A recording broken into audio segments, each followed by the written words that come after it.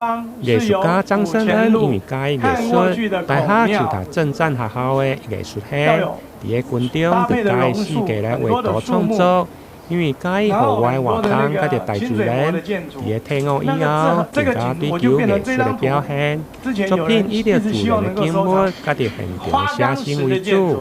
這屆受到財政部南區國稅局的邀請，舉辦個人的寫畫展。大家看張老師的作品，其實大家可以發現哈，他就是取材我們比較非常熟悉的有關街景或是一些自然景致哈。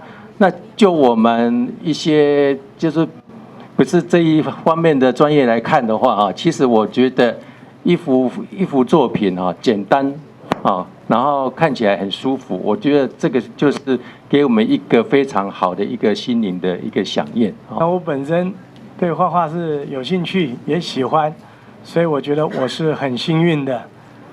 好，那至於作品，我相信每個人各有喜好。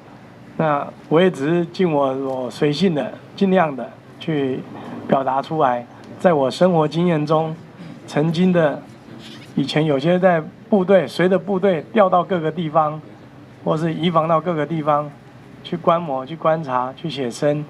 那後來退伍下來，跟着悠遊畫會，我們又走了很多地方，這些都給我很豐富的成長。那也遇到很多畫友，也彼此互相激勵。非常謝謝大家。這個展覽以着水彩為主，號名水彩美，透過畫家線條的呈現，佮着光線的技巧，互參觀者會當佇光影佮着色彩當中找回自身的情感佮着記憶，引起共鳴。展期對今起到6月25，歡迎對着藝術有興趣的民眾會用的前往參觀。台南新聞林英根採訪報道。